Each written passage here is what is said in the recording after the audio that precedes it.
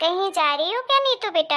हाँ मम्मी जी, वो मैं मार्केट जा रही थी, थोड़ा काम था मार्केट में, तो सोचा कि खाली हूँ तो होकर आ जाती हूँ। अच्छा ठीक है बेटा, कर लेना अपना काम। और सुनो, वहाँ से आते समय कुछ किराने का सामान लेते आना। वो घर में ना तुम्हारी ननद आने वाली है और तुम्हारे जीजा जी भी आने वाले हैं, तो एक काम करना, तुम्हारी ननद को जो खाने में पसंद है, पास्ता ये वो, मैगी नूडल्स, तो लेते आना। नहीं तो यहाँ कर चिक चिक करेगी, मम्मी ये नहीं है, मम्मी वो नहीं है। ठीक है मम्मी जी, मैं लेते आऊंगी। वैसे मुझे बताया नहीं आपने कि दीदी आने वाली है? हाँ बेटा, अभी फोन आया था 2 घंटे पहले, तो मेरे दिमाग से निकल गया। ठीक है मम्मी जी, मैं चलती हूँ। वैसे दीदी लोग कब तक आएंगी? शाम तक आ जाएंगे बेटा। ठीक है मम्मी जी। मम्मी जी, आपके लिए भी कुछ लेकर आना है क्या? हाँ बेटा, मेरी दवाइयाँ खत्म होने वाली हैं, बीपी शुगर वाली, तो एक काम करना, तुम दवाइयाँ लेते आना मेरी। ठीक है मम्मी जी। सौरभ, अपन कितने दिनों के बाद इस कैफे में आए हैं ना। जब अपन कॉलेज में थे तो रोज आया करते थे इस कैफे में। हाँ यार नीतू, पहले तो हमारा ये अड्डा हुआ करता था बैठने का, लेकिन जब से शादी हो गई तो हमने तो एक दूसरे को टाइम देना ही बंद कर दिया। मैं ऑफिस के काम में बिजी रहता हूँ और तुम घर के कामों में बिजी रहती हो, कभी एक दूसरे के लिए टाइम ही नहीं निकालती हैं। आप ही बिजी रहते हो मिस्टर, मेरा क्या है, मैं तो फटाफट सारा काम कर लेती हूँ, लेकिन आपका तो ऑफिस का काम ही खत्म नहीं होता है। आप तो पहले जैसे बिल्कुल नहीं रहे सौरभ। आप तो पहले मेरा कितना ख्याल रखते थे, यहाँ घुमाने ले जाना है, वहाँ घुमाने ले जाना है, और शादी के बाद देखो तो सही, कभी टाइम ही नहीं मिलता है। सही कहते हैं लोग, आसानी से जो चीजें मिल जाती है ना, फिर उसकी कदर नहीं रहती है। अरे ऐसी बात नहीं है नीतू, तुम तो जानती हो ना कितना काम रहता है। अब ऑफिस मुझे अकेले संभालना पड़ता है। पापा के जाने के बाद, पापा थे तो सब कुछ हैंडल कर लेते थे, तो मैं फ्री रहता था। अब कॉलेज लाइफ तो कॉलेज लाइफ होती है यार, किसी चीज़ की टेंशन नहीं होती, घर से फ्री रहते हैं। कॉलेज लाइफ में तो सिर्फ हम अपने बारे में सोचते हैं, अब शादी के बाद तो सबके बारे में सोचना पड़ता है ना, जिम्मेदारियां भी तो बढ़ गई हैं। अरे सौरभ, आप तो सीरियस ही हो गए। अरे मैं मजाक कर रही थी, मुझे पता है आप काम में बिजी रहते हो, इसीलिए मैं आपको परेशान नहीं करती हूँ। खैर ये सब छोड़िए, अब चलिए घर। आज ना दीदी और जीजू आने वाले हैं, हो सकता है घर आ भी गए होंगे। क्या दीदी और जीजू आने वाले हैं? मुझे तो किसी ने बताया नहीं। अरे मुझे कहाँ पता था, मम्मी जी ने अभी जब मैं आ रही थी तब बताया उन्होंने कि दीदी और जीजू आ रहे हैं आज।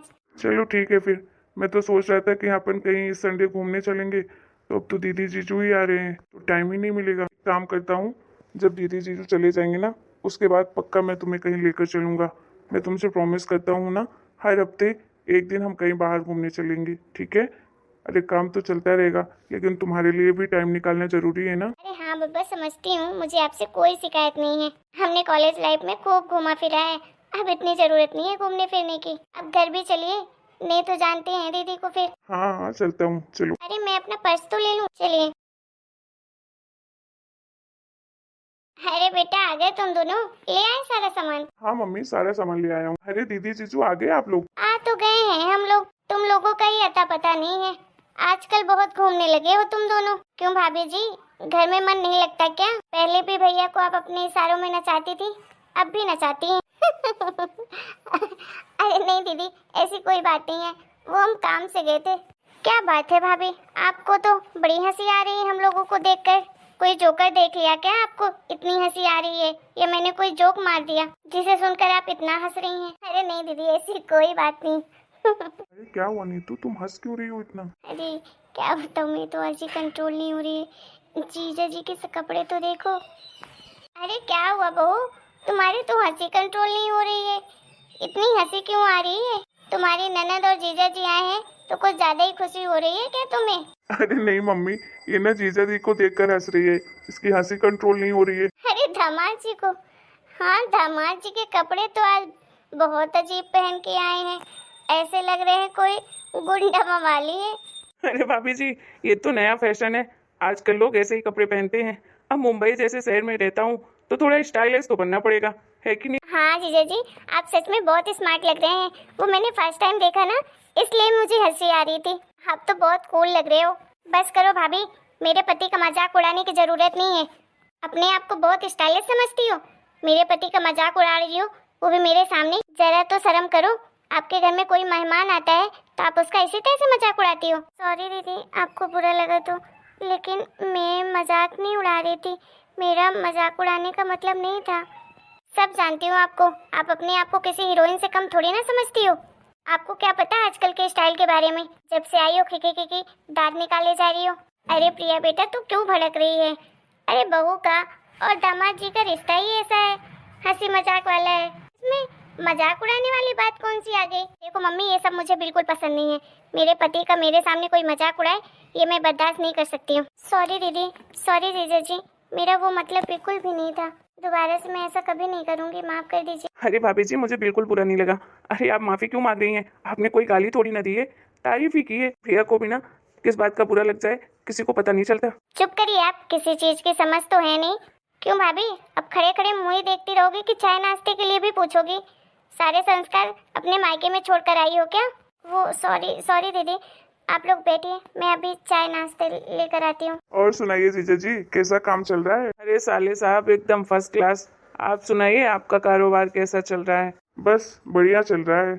पापा के जाने के बाद बस मैं ही अकेले संभाल रहा हूँ, तो थोड़ा अप डाउन होता रहता है। कोई नहीं साले साहब, धीरे धीरे आप भी सीख जाएंगे पापा जैसे काम करना। जा बेटा तू किचन में अपने भाभी की मदद करवा देना, जो तुझे पसंद हो नाश्ते में भाभी को बोल देना बना देगी। हाँ मम्मी, आपके घर में कोई मेहमान आता है तो आप उससे सीधे काम करवाने लगते हो? अरे नहीं बेटा, मेरे कहने का वो मतलब नहीं था।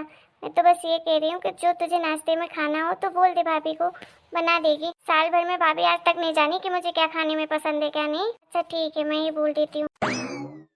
नीतू, नीतू उठो।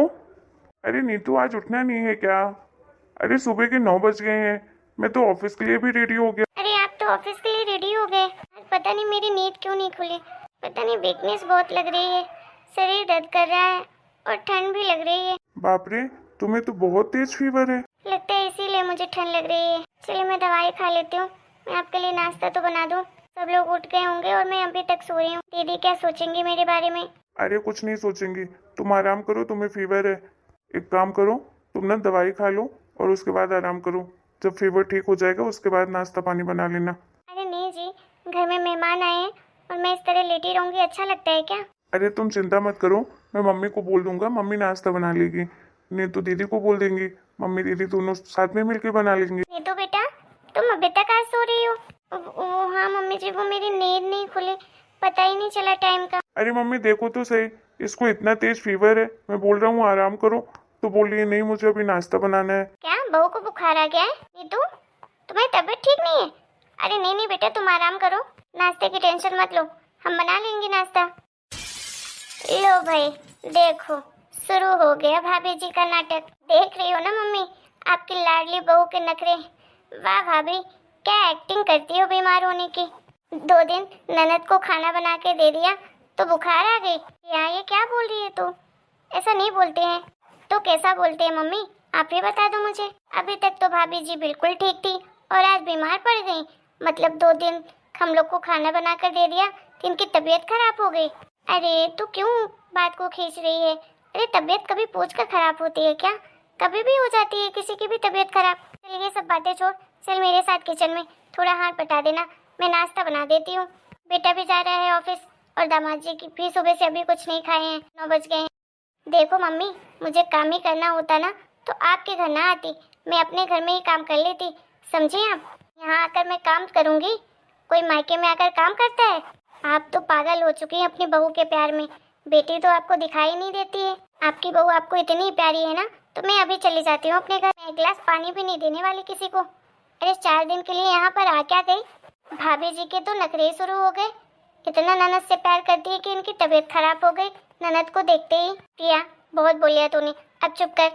मम्मी जी मैंने कहा ना, मैं अभी नाश्ता बनाती हूँ, मैं दवाई खा कर आती हूँ, आप लोग मत परेशान होइए। अरे नहीं बेटा, तू तो आराम कर, ऐसे बुखार में काम करेगी तो और ज्यादा तबीयत खराब हो जाएगी। हाँ हाँ, बहू को कष्ट नहीं हो, बेटी को हो जाए तो हो जाए। देख प्रिया, तुझे काम करना है तो कर, नहीं करना है तो मुंह बंद रख। जाके तू भी बैठा आराम से सोफे में, मैं बना कर ले आती हूँ तेरे लिए नाश्ता। लेकिन तू फालतू में बहू को मत सुना, एक तो वो कुछ बोलती नहीं है तुझे, और तू जब से आई है तब से उसके पीछे पड़ी है, हर बात में टंट मारती रहती है।